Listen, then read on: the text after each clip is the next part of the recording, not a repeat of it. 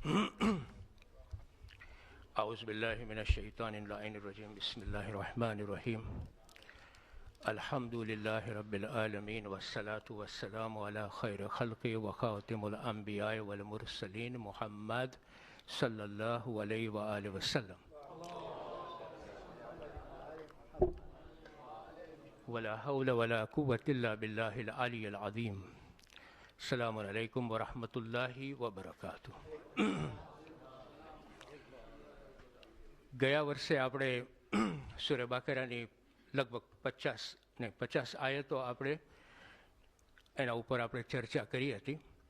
આ વર્ષે ઇન્શાલ્લાહ આપણે એ જ સૂરે બાકરાની આયતો આગળ કરશું. તો આજે આપણે 51મી આયત, 52મી આયત, 53મી આયત, 54મી આયત, 55 અને 56 આ 6 આયતો ઉપર આપણે ચર્ચા કરશું ઇન્શાલ્લાહ. પણ એ આયતો ઉપર હું આવું ખાલી આપણી યાદગીરી માટે કે લાસ્ટ 50 આયતમાં એક મુખ્તસરની સમરી, એટલે બહુ શોર્ટ સમરી તમને આપી દઉં તો શું કે આપણને આપણી સમજણી માટે જ્યારે આપણે 51-52ની આયત ઉપર આવીએ ત્યારે આપણી બેકગ્રાઉન્ડ ઇન્ફોર્મેશન આપણી પાસે હોવું જોઈએ. તો અલીફ લામ મીમ જે પેલી આયત છે સૂરે બાકરાની, એના પછી જે બીજી આયત હતી એમાં અલ્લાહ સુબ્હાનહુ વ તઆલા કહે છે ઝાલિકલ કિતાબુ લા રૈબ ફીહી હુદન લિલ મુત્તકીન, કે આ તે કિતાબ છે કે જેમાં કોઈ પણ જાતની શંકા નથી. There is absolutely no doubt કે આ ઈમાનદારો માટે, મુત્તકીઓ માટે માર્ગદર્શન છે, હિદાયતની કિતાબ છે.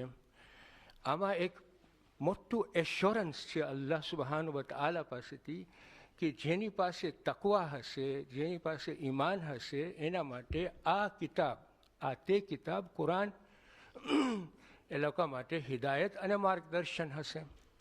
એના પછી જે 3જી આયતથી 5મી આયત સુધી જે આયતો હતી એ અકાયદ ઉપર આયતો હતી, એટલે કે તૌહીદ, નબુવત અને કયામત, આના ઉપર વર્ણન કરતું હતું, ડિસ્ક્રિપ્શન આપતું હતું. 6ઠ્ઠી આયતથી લઈને 29મી આયત સુધી લગભગ આપણને અલ્લાહ સુબ્હાનહુ વ તઆલા 3 પ્રકારના માણસો ઉપર ડિસ્ક્રિપ્શન આપ્યા હતા કે ઈમાનદારો કોણ હતા, ઈમાન લેવાવાળા કોણ હતા, કાફીરો કોણ હતા અને મુશ્રિકો કોણ હતા. તો આ 3 પ્રકારના માણસો આપણે જનરલી જોશું તો આપણી સોસાયટીમાં, આપણી કોમના ઇન અ બ્રોડેસ્ટ ટર્મ આપણને આ 3 જાતના માણસો દેખાશે.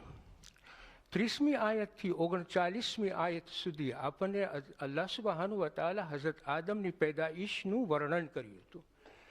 એટલે કે એક ઇન્સાન કેટલી કિંમતી વસ્તુ છે, એક ઇન્સાન કે એને અશરફુલ મખલુકાત તરીકે અલ્લાહે પેદા કર્યો, એને ખલીફા બનાવ્યો, એની પાસે 5 ડાયમેન્શન એના શરીરમાં આપ્યું: અખલાકી, રૂહાની, બદની, અકલી અને સુંદરતા જોવાની પણ, એટલે કે બ્યુટી એપ્રિસિએશન કરવાનું પણ એક ડાયમેન્શન એને આપ્યું. સાથે સાથે એને થિંકિંગ પાવર આપ્યું, રિફ્લેક્શન પાવર આપ્યું, અને બહુ મોટામાં મોટી વસ્તુ જે આપણને અત્યારે આપણી પાસે છે કે આપણે વસ્તુઓને નામો આપી શકીએ છીએ. જ્યારે આપણે વસ્તુઓને નામો આપીએ તો આપણે ફરક બતાડી શકીએ છીએ, આ વસ્તુ આ છે, આ વસ્તુ આ છે. અને જ્યારે ફરક બતાડીએ ત્યારે એક આપણે એના ડિસ્ક્રિપ્શન માટે એક સેન્ટેન્સ બનાવીએ, અને જ્યારે આપણે સેન્ટેન્સ બનાવીએ ત્યારે આપણે ભાષા ક્રિએટ કરીએ છીએ. અને જ્યારે આપણે ભાષા એટલે કે લેંગ્વેજ ક્રિએટ કરીએ ત્યારે આપણે એકબીજા સાથે કોમ્યુનિકેશન કરી શકીએ છીએ અને આપણી પ્રગતિ કરી શકીએ છીએ, આપણી પ્રોગ્રેસ કરી શકીએ છીએ. તો આ એક મોટામાં મોટી જે નેમત અલ્લાહ સુબ્હાનહુ વ તઆલા આપણને આપી છે, thinking, reflection and communication power આ ઇન્સાનોને આપવામાં આવી છે. મોટામાં મોટો પોઈન્ટ આમાં આ છે કે ઇન્સાનો તરીકે આપણને પર્પઝ પણ આપવામાં આવ્યું છે કે તું અશરફુલ મખલુકાત છો અને તને તારા માટે આ પર્પઝ છે. તો અહીંયા એક ઇન્સાનની પર્પઝ આપણને આપવામાં આવે છે. અને પછી તો આપણે જોશું તો 40મી આયતથી લઈ અને 123 આયત સુધી મુસલસલ બની ઇઝરાયલ જે કોમ હતી, જેને નેમતો આપવામાં આવી હતી, એ કોમનું વર્ણન છે. એમાં આપણને જે સબકો મળે છે એ કોમ તરીકે સબકો મળે છે. તો એક બાજુ આપણને ઇન્સાન તરીકે, એક ઇન્ડિવિજ્યુઅલ તરીકે સબક આપે છે હઝરત આદમની પૈદાઈશ, અને પછી બની ઇસ્રાઈલની કોમમાં જે નેમતો આવી હતી અને એ લોકોએ કેવી રીતે એ નેમતોને મિસયુઝ કરી હતી, અને એમાંથી આપણને એક્ઝામ્પલ્સ લેવાના હતા.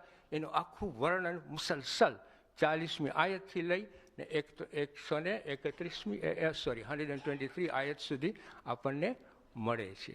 તો આ એક મુખ્તસરનું તમને સમરી આપું છું, કારણ કે આપણે 50મી આયત જ્યારે પહોંચ્યા ત્યારે ત્યાં આપણને શું જાણવાનું મળ્યું? અલ્લાહ સુબહાનહુ વ તઆલા આપણને ત્યારે કહે છે કે બની ઇસ્રાઈલની કોમને ફિરૌનના પંજામાંથી મેં એ લોકોને છુટકારો આપ્યો. સમજ પડી? ફિરૌનની કોમ બની ઇસ્રાઈલ ઉપર એટલું તકલીફો આપતી હતી, એટલી મુસીબતો આપતી હતી કે એ બની ઇસ્રાઈલને કોમને ફિરૌન પાસેથી છુટકારો મળ્યો, રિલીઝ મળ્યું, અને પછી દરિયો ક્રોસ કર્યા હતા. ત્યાં આપણે સ્ટોપ થયા હતા. અને હવે 51, 52, 53, 54, 55 અને 56ની આયતની હું તિલાવત કરીશ ઇન્શાઅલ્લાહ, અને પછી આપણે એના ઉપર તફસીર કરશું. શરૂઆત.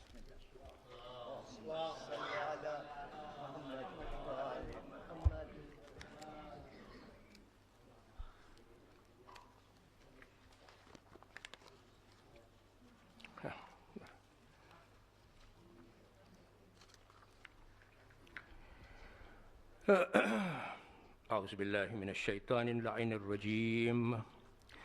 بسم الله الرحمن الرحيم.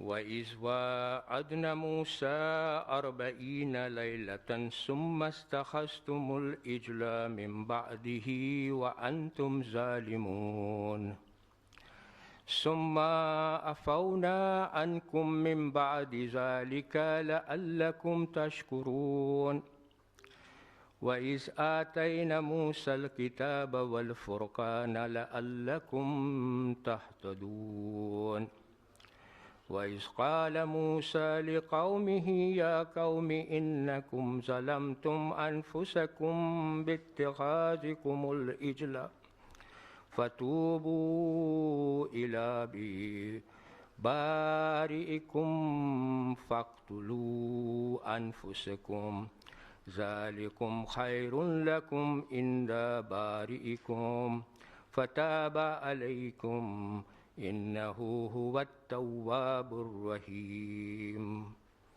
وإذ قلتم يا موسى لن نؤمن لك حتى نرى الله جهرة فأخذتكم الصاعقة وأنتم تنظرون ثم بعثناكم من بعد موتكم لعلكم تشكرون صدق الله العظيم.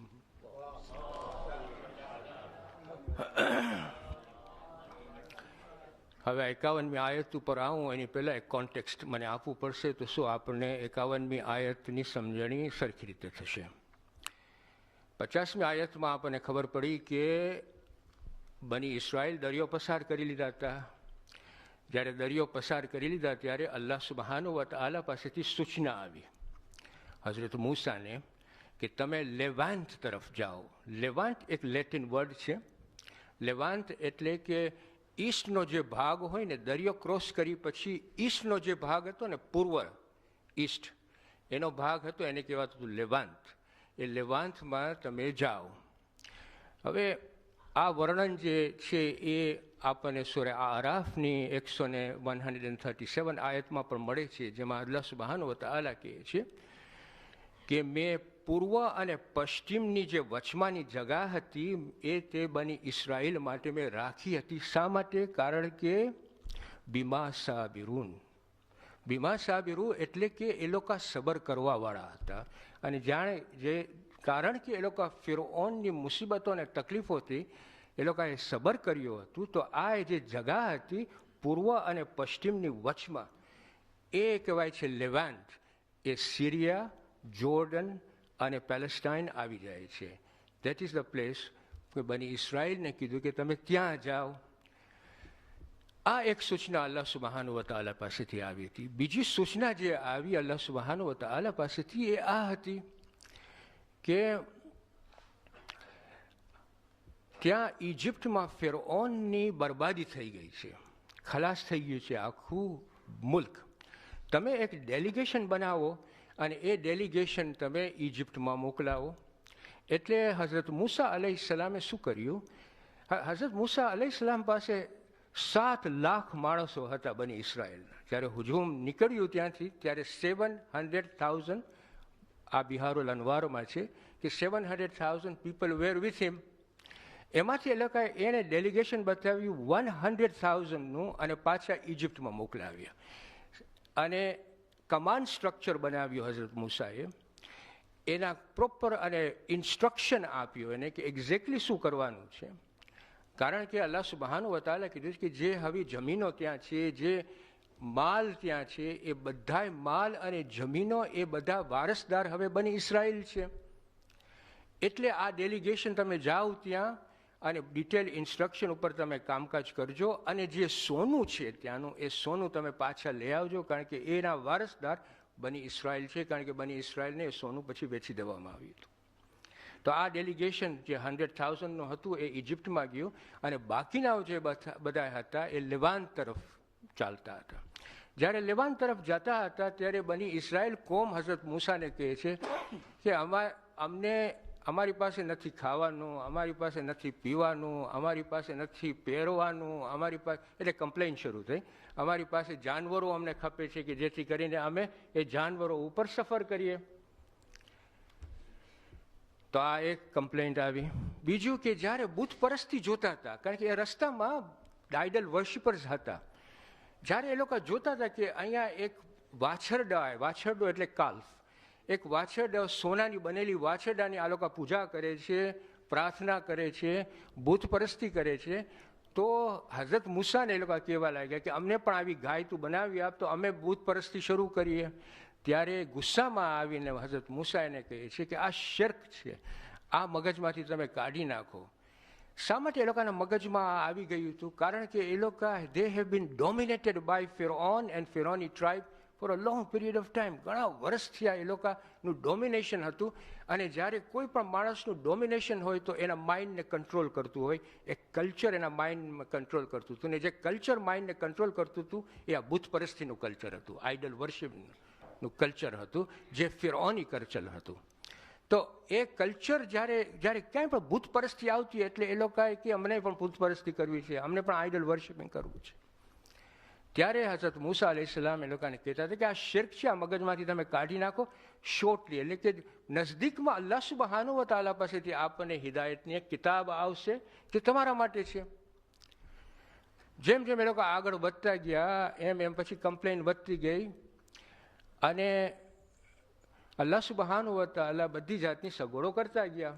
જેમ કે ખાવાનું માટે એને મન્ના અને સલવા મોકલતા હતા, હેવનલી ફૂડ આપણે કહીએ. મન્ના હતું શું? મન્ના એટલે કે જ્યારે આપણે રિસર્ચ કરીએ છીએ ત્યારે મન્ના ઘણી ડિસ્ક્રિપ્શનમાં આ છે કે ડ્યુ ડ્રોપ જે આવતું હતું હેવનમાંથી અને રોક્સ ઉપર આવી જતું હતું ડ્યુ ડ્રોપ, ને પછી એ એટલું સ્વીટ હતું કે એ હની બની જતું હતું, મધ બની જતું હતું. તો એ લોકોને હેવનમાંથી આ મધ આવતું હતું, મધ જેવું આ ડ્યુ હતું. અને સલવા, થેન્ક યુ, સલવા એ એક ડિસ્ક્રિપ્શન મળે છે કે પક્ષી હતું જે આવતું હતું અને પછી એ લોકો રોસ્ટ કરીને મન્ના અને સલવા ખાતા હતા. તો આ એક અલ્લાહ સુબહાનહુ વ તઆલા પાસેથી નેમત મળતી હતી. પછી જ્યારે કમ્પ્લેન કરતા હતા કે બહુ તડકો આવી ગયો છે ત્યારે પડછાયો મળતો તો છે ને, વાદળાઓનો પડછાયો અલ્લાહ સુબહાનહુ વ તઆલા મોકલતા હતા. અને હઝરત મૂસા પાસે આ 600,000 700,000 માણસો હતા. તો એની હુકુમત એવી રીતે કરતા હતા કે 12 ટ્રાઇબ્સમાં બનાવ્યા, 12 ટ્રાઇબ્સમાં બનાવી અને પછી એક એકને લીડર બનાવ્યા અને પછી એ લોકોને કહ્યું કે આ લીડરોને પછી કામો આપ્યા અને લીડરો હઝરત મૂસા પાસે આવતા હતા. અને પહેલી પરીક્ષા જે થઈ એ આ થઈ કે એટલો તાપ વધી ગયો સૂરજનો કે કમ્પ્લેન કરવા માંડ્યા કે હવે અમારી પાસે પાણી નથી, તરસ બહુ આવી ગઈ એ લોકોને. ત્યારે અલ્લાહ સુબહાનહુ વ તઆલા પાસેથી સૂચના આવી કે 12 ટ્રાઇબ્સ જ્યાં રહેતા હતા એ પથ્થરો લીધો, એક પથ્થરો રાખ્યો અને એ ટ્રાઇબના 12 લીડરોને કીધું કે તમે 12 ખાડીઓ ખોદો, આ પથ્થરાથી લઈને તમે જ્યાં રહ્યો છો ને ત્યાં સુધી. પછી અલ્લાહ સુબહાનહુ વ તઆલા પાસે હઝરત મૂસા દુઆ કરી, તો એને, અને એમાં બિહારુલ અનવારમાં છે કે પંચતનના નામ લઈને પછી દુઆ કરી, ત્યારે એને અલ્લાહ સુબહાનહુ વ તઆલા કહે છે તારો જે દંડો છે ને એ દંડો લઈને ફરતા હતા, લાકડી લઈને ફરતા હતા. એ કે લાકડીના પથ્થર ઉપર માર, અને જ્યારે પથ્થર ઉપર માર્યા ત્યારે પાણી નીકળી અને 12 ઓલી ખાડીઓ હતી એ સ્ટ્રીમ્સ ત્યાં પહોંચી ગઈ. તો આ પહેલી પરીક્ષા હતી અને સક્સેસફુલ થઈ. હવે વાત એમ હતી કે બધાય વાત જ્યારથી દરિયો પસાર કર્યા ત્યારથી હઝરત મૂસા અલૈહિસ્સલામ કિતાબની વાત જોતા, હિદાયતની કિતાબની વાત જોતા હતા. અને એને પછી ઇન્સ્ટ્રક્શન આવ્યું કે હવે તું કોહે તૂર ઉપર આવ. તો કોહે તૂર ઉપર 70 સાથીઓને લઈને આવજે, 70 કમ્પેનિયન્સ. તો એ 70 કમ્પેનિયન્સ આવી રીતે ગોત્યા કે 700,000 માણસો હતા એની પાસેથી, એમાંથી ચૂઝ કરીને 70,000 બનાવ્યા, 70,000માંથી પછી 7,000 બનાવ્યા, 7,000માંથી પછી 700 બનાવ્યા, 700માંથી 70 બનાવ્યા. એવી રીતે શક્તિવાળા અને ભરોસાપાત્ર માણસોને લઈ અને કોહે તૂર ઉપર ગયા. અને પછવાડે એની કોમને કહે છે કે હું હઝરત હારૂનને રાખી જાઉં છું મારો જાનશીન તરીકે, તમે એની હિદાયત સાંભળજો. 51મી આયતમાં આના ઉપર ઇશારો થાય છે. અલ્લાહ સુબહાનહુ વ તઆલા 51મી આયતમાં કહે છે તે સમયને તમે યાદ કરો જ્યારે અમે હઝરત મૂસાથી વાયદો લીધો હતો 40 દિવસનો, અને એના ગયા પછી તમે એક વાછરડાની એટલે કે એક કાલ્ફની પૂજા શરૂ કરી, જેથી તમે ઝુલ્મવાળા થઈ ગયા છો, ઝુલ્મી થઈ ગયા છો. હવે આમાં એક બે ચીજ આપણે નોટ કરીએ. એક વસ્તુ એ છે કે 40 દિવસની વાત થાય છે અહીંયા, ત્યારે તમે સૂરે આરાફમાં જોશો 142મી આયતમાં, ત્યાં અલ્લાહ સુબહાનહુ વ તઆલા કહે છે કે 30 દિવસ અને પછી બીજા 10 દિવસ એડ કરવામાં આવ્યું હતું. મતલબ એમ કે અહીંયા જરાક મુફસ્સિરો પાસેથી આપણને આ તફસીરો મળે છે. પહેલી વસ્તુ તો એ છે કે ઇટ ઇઝ ક્લિયર કે કોહે તૂર ઉપર હિદાયતની કિતાબ માટે ગયા હતા, દેટ ઇઝ ક્લિયર. હવે વાત આવે છે કે 40 ને 30, એમ મુફસ્સિરો કહે છે કે 30 દિવસનો વાયદો એટલે કે 30 દિવસનું કહ્યું હતું એની કોમને કે હું 30 દિવસ માટે બહારે જાઉં છું. પણ જ્યારે કોહે તૂરમાં આવ્યા ત્યારે અલ્લાહ સુબહાનહુ વ તઆલા એના દિવસો 30માંથી 40 કર્યા. હવે એ અલ્લાહની મસલહત હતી. અને કઈ મસલહત હતી કે શા માટે 10 દિવસ વધાર્યા હતા? મે બી એને ઇમ્તિહાન કરવું હતું બની ઇસરાઈલનું, જેમ કે એણે હઝરત નૂહની કોમનું ઇમ્તિહાન કર્યું હતું. ક્યારે કર્યું હતું? કે જ્યારે હઝરત નૂહ દુઆ કરતા હતા કે હવે અમારા ઉપર એટલી મુસીબતો આવી ગઈ છે કે મને અને મારા સાથીઓ માટે તમે નજાત અમને બતાડો, નજાત આપો. ત્યારે જિબ્રાઈલ ખજૂરના બિયા લઈને આવ્યા હતા અને કે ખજૂરના બિયા તમે વાવો, જ્યારે આ ઝાડોમાં ખજૂર થાય ત્યારે તમને નજાત મળશે. જ્યારે એ વર્ષ કે વર્ષો પછી જ્યારે ખજૂર થયા ત્યારે એને પાછું જ્યારે દુઆ કર્યા ત્યારે ઇન્સ્ટ્રક્શન આવ્યું પાછું અલ્લાહ સુબહાનહુ વ તઆલા પાસેથી કે એ ખજૂરના બિયાઓ પાછા તમે વાવો અને જ્યારે પાછા થાય ત્યારે તમને નજાત મળશે. પાછા બિયા વાવ્યા, પાછી ખજૂર થઈ, પાછા દુઆ કર્યા તો પાછું કહે કે તમે બિયા વાવો અને જ્યારે પાછું થાય ત્યારે તમને નજાત મળશે.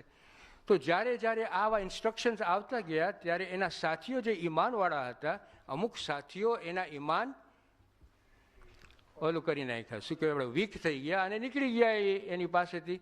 તો આ એક ઇમ્તિહાન હતું નબી નૂહની કોમને. એવી જ રીતે આ 10 દિવસના જે વધારામાં ઇમ્તિહાન હતું બની ઇસરાઈલની કોમને કે એ લોકો શું કરે છે. ને આપણને ખબર પડી કે શું કર્યા. એ લોકોએ પૂજા શરૂ કરી નાખી. અને પૂજા શરૂ કરી નાખી એટલે કે એ બહુ શિર્કનું કામ કર્યું. અને એની જે સજાઓ છે એ આપણે હમણાં જોશું 53 ને 54ની આયતમાં કે એને કેટલી સખ્ત સજાઓ છે આ શિર્ક ઉપર. એટલે પછી છેલ્લે બાકી કહે છે તમે ઝુલ્મી બની ગયા, તમે ઝુલ્મ કરવાવાળા થઈ ગયા. પછી જે 56મી આયત છે ના 52મી આયત છે, 52મી આયતમાં અલ્લાહ સુબ્હાનહુ વ તઆલાની તમે દુઆ, તમે મરસી જુઓ, તમે એની દયા જુઓ. એ શું કહે છે? છતાંય 52મી આયતમાં કહે છે છતાંય અમે દરગુજર કર્યા એ હિસાબે કે તમે શુકર કરશો મારી. એટલે તમે શક્કારા ઉપર આવશો, કફારા ઉપર નહીં રહ્યો, તમે શક્કારા ઉપર તમે શુકર કરશો.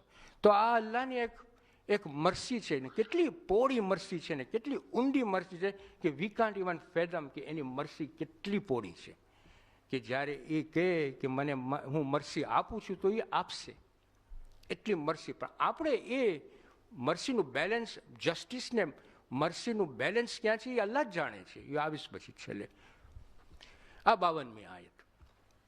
53મી આયતમાં અલ્લાહ સુબ્હાનહુ વ તઆલા કહે છે કે એ સમયને તમે યાદ કરો કે જ્યારે મેં મૂસાને કિતાબ આપી, હિદાયતની કિતાબ આપી, એમાં સત્ય અને અસત્યની જુદું પાડવાના કાનૂનો આપ્યા. એટલે કે you can distinguish between the truth and the ફોલ્સહુડ. જે એના કાનૂનો છે, એના જે રૂલ્સ છે, મેં એ આપ્યા કે you can distinguish between what is truth and what is no false. જેથી કરીને તમે આ કિતાબમાંથી હિદાયત લ્યો. હવે જ્યારે આ પૂજા શરૂ કરી નાખી તો આ એક બની ઇસરાયલની હિસ્ટ્રીમાં એક શરમજનક વાત હતી. શા માટે શરમજનક વાત હતી? કે આટલી નેમતો આપ્યા પછી એ લોકો પાછા પૂજા શરૂ કરી નાખ્યા, બુત પરસ્તી શરૂ કરી નાખ્યા. ત્યારે આ જ્યારે હિદાયત મળી, હવે એ લોકોની પાસે કોઈ પણ જાતની એક્સક્યુઝ નથી કે તમે જઈને પાછા બુત પરસ્તી કરો, કે તમે કોઈના ગુલામ બનો, કે તમે કોઈના ઉપર ગુલામી કરો. કોઈ પણ, તમે હવે તમારી પાસે હિદાયત આવી ગઈ છે, તમે એક સારા ઇન્સાન બનો અને તમે સારી એક કોમ બનો. આ છે 53મી આયત. હવે જે 54 ને 55મી જે આયત છે એમાં પનિશમેન્ટ ઉપર હવે અલ્લાહ સુબ્હાનહુ વ તઆલા આપણી નજર દોરીએ છે કે જ્યારે માણસ શિર્ક કરે છે તો પનિશમેન્ટ પણ આવે છે સાથે.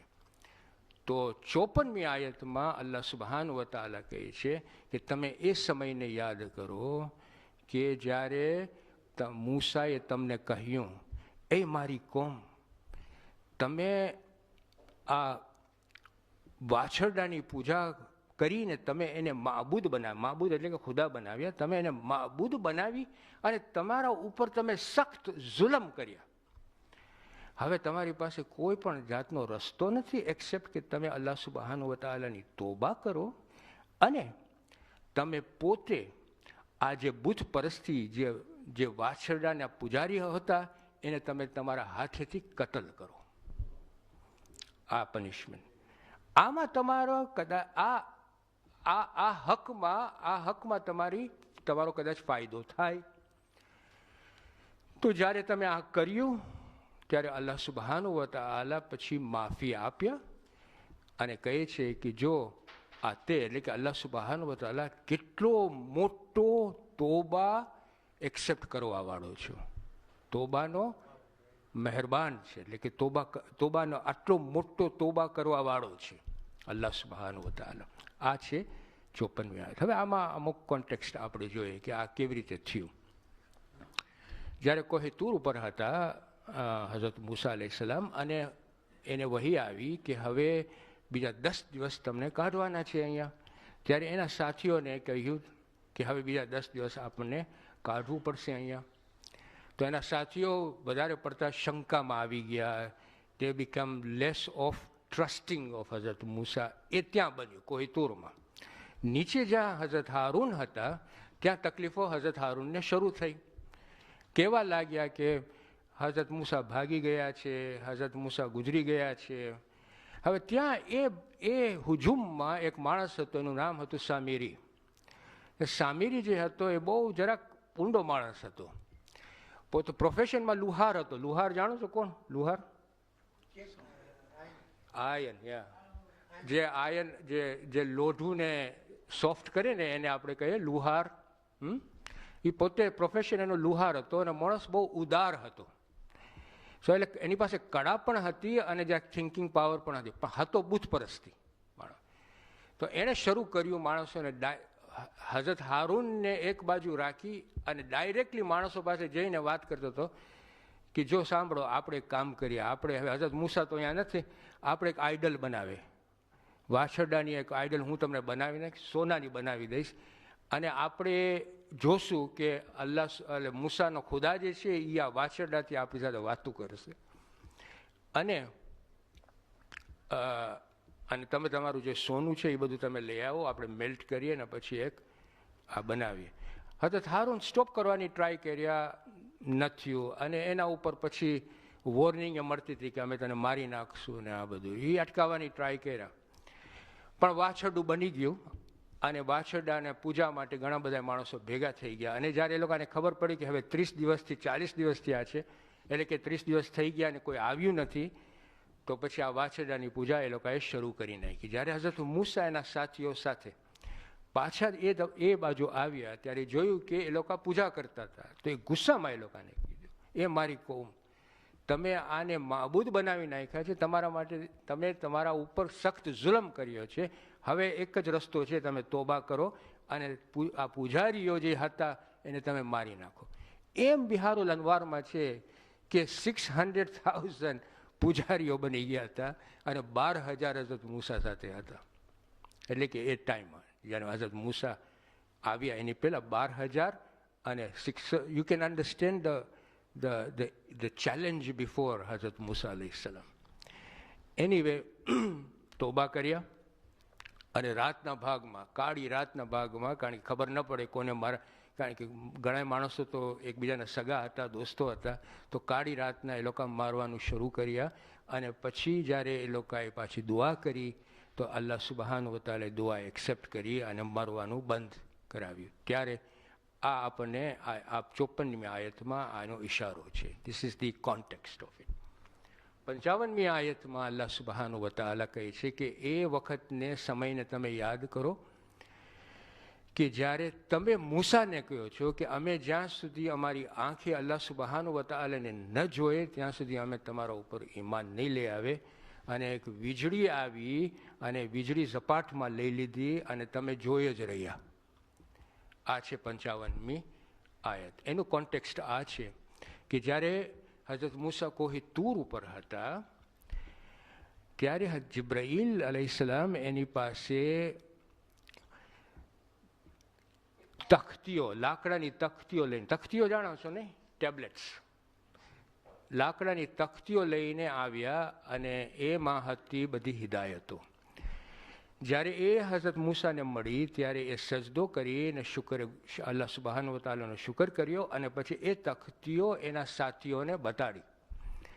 તો એના સાથીઓ હજી શંકામાં હતા, ડાઉટફુલ હતા. હઝરત મૂસાને જ્યાં બધું લઈ આવ્યા તોય પણ ડાઉટમાં હતા કે આ અમે હજી ડાઉટ કરીએ છીએ તને. પછી એને કાને કીધું કે અમે તારા ઉપર ઈમાન નહીં લઈ આવે જ્યાં સુધી તું અમને અલ્લાહ સુબહાનહુ વ તઆલાને બતાડ. આ એ લોકોની કન્ડિશન હતી. કેટલું સમજાવ્યા હઝરત મૂસા અલૈહિસ્સલામ, પણ માને નહીં. પછી જ્યારે હઝરત મૂસા રિક્વેસ્ટ કરી ત્યારે અલ્લાહ સુબહાનહુ વ તઆલા કહે છે કે હરગીઝ મને તમે જોઈ નહીં શકો, પણ હું આ વીજળી ચમકાવું છું, તમારામાં હિંમત હોય તો આ વીજળી જુઓ. અને જ્યારે ચમત્કાર થયું, ચમકાવ્યા, જ્યારે વીજળી ચમકાવ્યા અને જ્યારે વીજળી આવી ત્યારે હઝરત મૂસા બેહોશ થઈ ગયા અને 70 સાથીઓ માર્યા ગયા ખાલી આ વીજળીથી. એટલે તમે આ એનું કોન્ટેક્સ્ટ છે. જ્યારે હઝરત મૂસા બેહોશીમાંથી હોશમાં આવ્યા અને જોઈ છે કે એના 70 સાથીઓ માર્યા પડ્યા છે, ત્યારે અલ્લાહ પાસે દુઆ કરી. શા માટે દુઆ કરી? કે તમે એને પાસે જીવતા કરો. કારણ કે એ સાથીઓ બધું જોયા હતા, ત્યાં કિતાબ આવતા જોયા હતા, વાતું કરતા જોયા હતા, જિબ્રાઈલને આવતા જોયા હતા, આ બધું થતું હતું. તો એને વિટનેસ ખપતું હતું કે એની કોમને આ 70 જણા કહી શકે કે ત્યાં શું થયું હતું. એટલે એને પાછળ જીવતા કરવામાં આવ્યા. એટલે 56મી આયતમાં અલ્લાહ સુબહાનહુ વ તઆલા કહે છે મેં આ મર્યા ગયા માણસોને પાછા જીવતા કર્યા, કદાચ ને, જો શબ્દ કેટલો સારો છે, કદાચ ને એ લોકો મારું શુકર કરે. આમાં જે વસ્તુ જે જાણવાની છે એ આ છે કે પહેલી વસ્તુ તો એ છે કે મેં તમને એક્સપ્લેન કર્યું કે પાછા જીવતા શા માટે કર્યા. કારણ કે હઝરત મૂસાએ દુઆ કરી હતી કે આને તમે જીવતા કરો કે મારા સાથીઓ મારા સાથે પાછા આવે.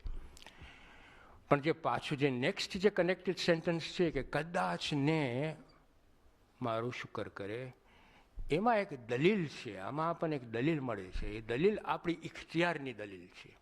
ઇન અધર વર્ડ્સ, આ બતાવી આપે છે કે આપણી પાસે ફ્રી ચોઇસ છે. કદાચ ને તમે મારો શુકર કરો, કદાચ ને, મે બી you will thank me, May B you will thank me. That means કે આપણી પાસે આ ફ્રી ચોઇસ અલ્લાહ સુબહાન વ તઆલા આપે છે. આપણા હાથમાં છે, અને આપણી જવાબદારીઓ છે કે આપણે કફારા તરફ જઈએ કે આપણે શક્કારા તરફ જઈએ. જો આપણે શક્કારા તરફ જશું, શુકર કરશું અને અલ્લાહને સમજશું એનો પર્પઝ શું છે આપણા માટે, અને ત્યારે આપણે ટ્રુ મિનિંગ ઓફ ઇબાદત સમજી શકશું કે અલ્લાહનો ઇબાદતનું મકસદ શું છે, પર્પઝ શું છે. એ આપણા હાથની વાત છે. ટાઈમ મારી પાસે, હું કન્ક્લુઝન કરું છું હવે. તો આપણે શું શીખ્યા આ 6 આયતોમાં? શરૂઆત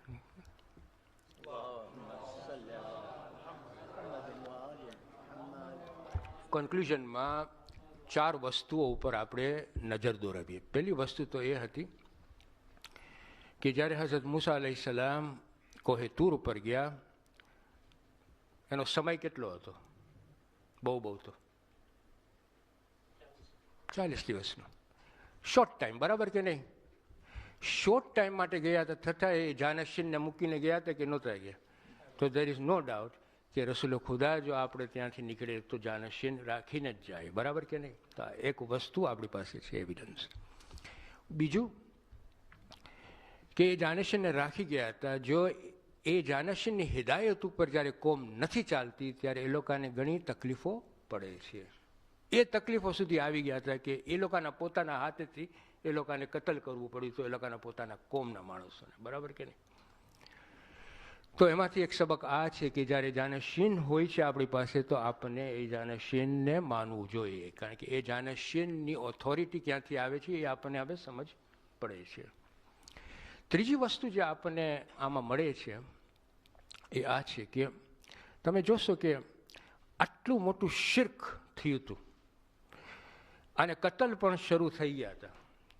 એક બાજુ અલ્લાહ સુબહાન વ તઆલાની જસ્ટિસ હતી કે જે શિર્ક કરે છે, જે ગુનાઓ કરે છે એના માટે સજાઓ છે, તો એ જસ્ટિસ માટે એને સજાઓ આપવી પડતી હતી, બરાબર કે નહીં?